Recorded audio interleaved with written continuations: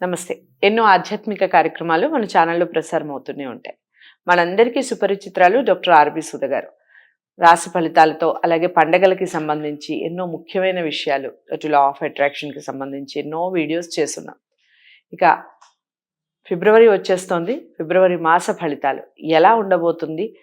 మేషరాశి మొదలు మీనరాశి వరకు ఏ విధంగా ఉండబోతుంది? వాళ్ళ గ్రహస్థితి ఏ విధంగా ఉండబోతుంది? వివిధ గ్రహాల యొక్క పరిస్థితి, ఈ విషయాలన్నీ కూడా తెలుసుకునే ప్రయత్నం చేద్దాం. తర్వాత మేషరాశి మొదలు మీనరాశి వరకు ద్వాదశ రాశుల వారికి ఏ విధంగా ఉంటుంది మేడం మాటలో తెలుసుకుందాం. మేడంని మీరు కలవాలి పర్సనల్గా అనుకున్న వారు స్క్రీన్ మీద కనపడే నెంబర్కి కాల్ చేయొచ్చు. అంతేకాకుండా మీరు ఏదైనా సలహాలు కానీ, మేడంతో ఎలాంటి ప్రోగ్రామ్స్ మీరు చూడాలనుకుంటున్నారు, ఈ విషయాలన్నీ కూడా కామెంట్ బాక్స్లో తెలియచేయండి. నమస్కారం. నమస్కారం. చాలా హ్యాపీగా ఉంది. అప్పుడే 1 మంత్ అయిపోయింది ఇయర్ వచ్చేసి. సో పండగ అయిపోయింది. సంక్రాంతి గురించి మాట్లాడుకున్నాం. తర్వాత సంక్రాంతి గురించి మాట్లాడాము. ఇక మాస ఫలితాలు మనం రెగ్యులర్ గా చేస్తూనే ఉంటాం. మాస ఫలితాలు దానికన్నా ముందు గ్రహస్థితి ఏ విధంగా ఉంది, వివిధ గ్రహాల యొక్క పరిస్థితి ఏ విధంగా ఉందో అవి చెప్పండి. ఓకే, ఈ నెలలో పరిస్థితి ఎలా ఉందో మాట్లాడుకున్నాం. ఎందుకంటే మనం ఎప్పుడు రాశి ఫలితాలు మాట్లాడుకున్నాను, రాశి వారిగా మాట్లాడుకున్నప్పుడు ఫస్ట్ గోచారం ఎలా ఉందో చూసుకుంటాము. మోస్ట్ ఇంపార్టెంట్ ప్లానెట్ మన అందరికీ తెలుసు. గురు బ్లెస్సింగ్స్ ఉంటే అన్నీ ఉన్నట్టు అని చెప్తూనే ఉంటాను నేను. ఆయన రిట్రోగ్రేడ్లో ఉన్నారు, అంటే ఏంటి, వక్రిచున్నారు. ఆయన ఫిబ్రవరి నెలలో 4th డైరెక్ట్ అవుతున్నారు. అది మోస్ట్ ఇంపార్టెంట్ పాయింట్. ఇంకోటి ఏంటంటే మనకి రాహు అక్కడే మీనంలోనే ఉన్నారు, అలాగే కేతు ఏమో మనకి వర్గో అంటే కన్యలోనే ఉన్నారు. మార్స్ కూడా ఏంటంటే retrogression towards end of this month ఏమో వెళ్ళిపోయి మళ్ళీ ఏమో నీచ స్థితికి వచ్చే ఛాన్సెస్ అంటే వస్తున్నాడు అనమాట. అలాగే మనం చూసామంటే సన్ ఏమో ఫిబ్రవరి 12th యాక్చువల్గా కుంభానికి వెళ్తున్నారు. అలాగే మెర్కురీ ఫిబ్రవరి 11th కుంభానికి వెళ్తున్నారు. స్టార్టింగ్ ఆఫ్ ద మంత్ ఏంటంటే మకరంలో సన్ అండ్ మెర్కురీ కలిసి ఉంటున్నారు, అంటే బుధ ఆదిత్య యోగం అవుతోంది. అలాగే మనం చూసామంటే మెర్కురీ శనితో పాటు కలిసి ఉన్నారు. సో పరిపూర్ణంగా బుధాదిత్య యోగం అనేది ఉండదు. అలాగే మనం చూసామంటే శుక్రుడేమో మనకి రాహుతో పాటు మీనంలోనే ఉన్నారనమాట. శని మోస్ట్ ఇంపార్టెంట్ ప్లానెట్ మనకి తెలుసు, ఆయన డైరెక్ట్గా ఉన్నారు అండ్ ఆల్సో ఇన్ కుంభంలోనే ఉన్నారనమాట. ఇవన్నీ చూస్తున్నప్పటికీ అంటే ఏంటంటే మనకి మూన్ తెలుసు కదా, 2 రోజులకు ఒకసారి మారుతూ ఉంటారు. మనం అన్ని గ్రహాల గురించి ఇప్పుడు మాట్లాడుకున్నాము. కానీ మోస్ట్ ఇంపార్టెంట్ ఏంటంటే మేషరాశి వాళ్ళకి బుధ ఆదిత్య యోగం స్టార్టింగ్ ఆఫ్ ద మంత్ ఉంటుందన్నమాట. సో కొన్ని రాశి వాళ్ళకి చాలా చాలా బాగుంటుంది, కొన్ని రాశుల వాళ్ళకి అంత బాగుంటుంది. అంటే బుధాదిత్య యోగం అంటేనే ఏంటి, యాక్చువల్గాను బాగా పలుకుబడి వచ్చే ఒక ఛాన్స్. రెండోది ఏంటంటే చదువుకి చెప్పుకుంటాం ఎక్కువ బుధాదిత్య యోగం. అలాగే పిల్లలకి కూడా చెప్తాం. అంటే ఏంటంటే పిల్లలు ఇప్పుడే పైకి వస్తున్నారు అనుకుందాం, లేకపోతే సెటిల్ అవుతున్నారు అనుకుందాం, వాళ్ళందరూ సెటిల్ అయ్యే ఛాన్సెస్ ఎక్కువ కనిపిస్తాయి. వివిధ రాశులకి ఎప్పటికైనా సరే మనం మిశ్రమం ఎక్కువ ఘోషిస్తాయని చెప్తూనే ఉంటాం. జనరల్గా పరిహారాలు చేయాలి అంటే కనుక తప్పక ఈ నెల ఫిబ్రవరి మాసం అంతాను కంటిన్యూస్గా నవగ్రహాలకి స్తోత్రాలు చేసుకోవడము, లేకపోతే అది చేయని పక్షాన్ని సూర్యుడికి అర్ఘ్యం ఇవ్వడం చాలా మంచిదన్నమాట. మనకి తెలిసి ఇంకా వచ్చేవి కూడా పండుగలు వస్తూ ఉన్నాయి, అంటే ఉగాది వస్తోంది. అలాగే ఏంటంటే మోస్ట్ ఇంపార్టెంట్ ఫిబ్రవరి తర్వాత మార్చిలో జరుగుతోంది అది పంచగ్రహ కూటమి, షష్టగ్రహ కూటమి మీనంలో జరగబోతోంది. అండ్ ఆల్సో మార్చ్లో మనం ముందే మాట్లాడుకున్నాము, చాలా ప్లానెట్స్ మూవ్ అవుతున్నాయి March and May.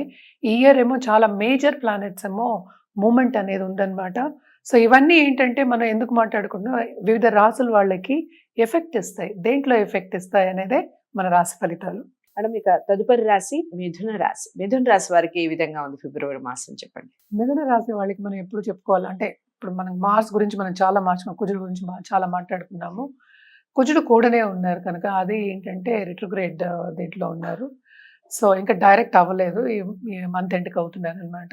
So 11th lord అయినప్పటికీను ఈయన ఏంటంటే కొంత ప్రాబ్లమ్స్, అంటే మనకి దాంపత్య జీవితంలో కొన్ని ప్రాబ్లమ్స్ వచ్చే ఛాన్సెస్ ఉన్నాయన్నమాట. అందుకని ఈ నెల అంతా మిశ్రమ ఫలితాలు అని చెప్తున్నాం అనమాట.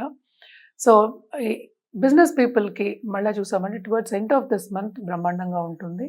ఖర్చులు అయితే చాలా అధికం ఉంటాయి. ఎక్కువ కోపం తెచ్చుకో, ముక్కు మీద కోపం ఉండకూడదు, ముక్కు మీద ముక్కు సూటిగా మాట్లాడతారంట, కొంచెం కంట్రోల్ చేసుకోవాలి అని చెప్పడం ఉన్నది, అంటే వాళ్ళకి సూచన అనుకుందాము. అలాగే 12th జూపిటర్ కనుక మనకి ఖర్చులు అనేది ఎలా వస్తాయో తెలీదు. సో ఫైనాన్షియల్ ప్లానింగ్ చేసుకోవడం అనేది వెరీ వెరీ ఇంపార్టెంట్. అలాగే మనం చూసాము అంటే మోస్ట్ ఇంపార్టెంట్ ప్లానెట్ మళ్ళీ ఇంకోటి శని కూడా ఏంటంటే మనకి ఓన్ హౌస్లో ఉన్నారు. కానీ ఈ రాశికి అధిపతి మెర్కురీ ఏమో ఆయన జాయిన్ అవుతున్నారనమాట second half of this month. అలాగే మనం చూసామంటే సన్ అంటే థర్డ్ లార్డ్ కూడా జాయిన్ అవుతున్నారు. సో కొంతవరకు ఇబ్బంది పడే ఛాన్సెస్ ఎక్కువ కనిపిస్తున్నాయి. అంటే కష్టపడే, శ్రమ పడే ఛాన్సెస్ ఎక్కువ కనిపిస్తున్నాయి అన్నమాట. అలాగే మనం అనుకున్న దానికన్నా కొంతవరకు తక్కువ అయ్యే ఛాన్సెస్ ఉన్నాయి. అంటే ఏంటి, మనం అనుకున్న లాభాలు పొందలేము అని సూచన అన్నమాట వీళ్ళకి. అలాగే మనం చూసాము అంటే రాహు వీనస్ అంటే 12th లార్డ్ కూడా ఉన్నారు కనుక తప్పక వీళ్ళకి ట్రావెలింగ్ అనేది బాగా ఉంటుంది. అండ్ ఆల్సో ఏంటంటే పని గురించి ట్రావెల్ చేసేది ఎక్కువ కనిపిస్తోంది. అలాగే శ్రమ కూడా ఎక్కువ కనిపిస్తోంది అనమాట. ట్రావెలింగ్ అంటేనే ఖర్చుతో కూడిన ఒక పని, శ్రమతో కూడిన ఒక పనే కనుక బట్ జాగ్రత్తగా ఉండడం అంటే ఏమి ఇన్ఫెక్షన్స్ రాకుండా లేకపోతే అలసట ఎక్కువ ఉండకుండా చూసుకోవడం వెరీ ఇంపార్టెంట్. అంటే ఏంటి, మనకి హెల్త్ కూడా కాపాడుకుంటూ రావాలి కదా. సో హెల్త్ కాపాడుకోవడం అనేది మోస్ట్ ఇంపార్టెంట్ పాయింట్ ఫర్ మిథున రాశి వాళ్ళకి అనమాట. ఈ మంత్ అంతాను కొంచెం జాగ్రత్తగా ఉండడం అనేది మంచిది. స్టూడెంట్స్కి మాత్రం లాంగ్ టర్మ్ వెళ్ళి అంటే ఏంటి, పై చదువులకి దూరంగా వెళ్ళి చదువుకోవాలి, అక్కడ సెటిల్ అవ్వాలి అనుకునే వాళ్ళందరికీ మాత్రం చాలా బాగుంది. చాలా చాలా బాగుంటుందనే చెప్పుకోవాలన్నమాట. అండ్ ఆల్సో నేను చెప్పినట్టు మెర్కురీ ఇప్పుడు 9th హౌస్ అంటే కంబస్ట్ అయ్యి వస్తుందన్నమాట. సో కొంతవరకు ఏంటంటే పైకి వద్దాం అనుకునే వాళ్ళందరికీ కొంతవరకు ప్రాబ్లం అంటే ఏంటి, కింద తీసుకెళ్ళిపోదాం అనేవాళ్ళు చుట్టుపక్కల వాళ్ళు చేరుతారు. అంటే ఏంటి, మనం మంచిగా ఉన్నప్పుడు మనకి కింద తీసుకెళ్ళిపోదాం, లాగేద్దామని చూసేవాళ్ళు కొంతమంది చేరుతూ ఉంటారనమాట. వాళ్ళతో కొంచెం జాగ్రత్తగా ఉండడం అనేది మంచిది ఇక్కడ కెరియర్ విషయంలో.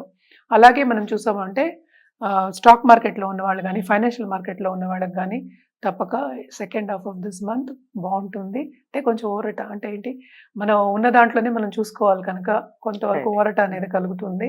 ఎందుకంటే శ్రమపడే యోగం థర్డ్ లార్డ్ కూడానే ఉన్నారు. సో శ్రమపడే యోగం చాలా ఉంది. అండ్ ఆల్సో ఏంటంటే మనకి సపోర్ట్ సిస్టమ్ అనేది కొంచెం తక్కువ ఉంది ఈ నెల అంతాను. ఆ రెండు జాగ్రత్తగా చూసుకోవాలి. అండ్ ఆల్సో నేను ఇందాక నుంచి చెప్పిన హెల్త్ విషయం very very important. So health విషయం చూసుకోవాలి, దానికి రెమెడియల్ మెషర్స్ చేయవలసిందే. తప్పక విష్ణు సహస్రనామం చేయడం మంచిది. లక్ష్మీ గణపతి హోమాలు కానీ లేకపోతే లక్ష్మీ నరసింహం చేయడం ఇంకా మంచిది. ఎందుకంటే కొంతవరకు బాలేదని చెప్తున్నాను కనుక ఉగ్ర దేవుళ్ళకి చేయడం అనేది చాలా మంచిది. ఉగ్ర రూపాలు అని చెప్తూ ఉంటాము, చేస్తే చాలా మంచిది. నవగ్రహ ఎప్పుడు చెప్తూనే ఉంటే స్తోత్రం కంటిన్యూస్గా చదువుకోవచ్చు. విష్ణు సహస్రనామం చదువుకునే వాళ్ళు తప్పక చదువుకోండి. అలాగే ఏంటంటే తప్పక కుజుడికి అంటే మార్స్కి మనం హోమాలు కానీ లేకపోతే జపాలు కానీ చేయించుకోవడం, అలాగే దానాలు ఇవ్వడం కూడా చాలా మంచిదన్నమాట. ఇవన్నీ చేసుకుంటే ఇంకా బాగుంటుంది. ఇంకో విషయం ఏంటంటే స్టడీస్లో ఉన్న వాళ్ళకు కూడా అంటే స్టూడెంట్ లైఫ్ ఎంజాయ్ చేసే వాళ్ళందరికీ కూడా ఈ నెల మిశ్రమంగానే ఉంటుందన్నమాట.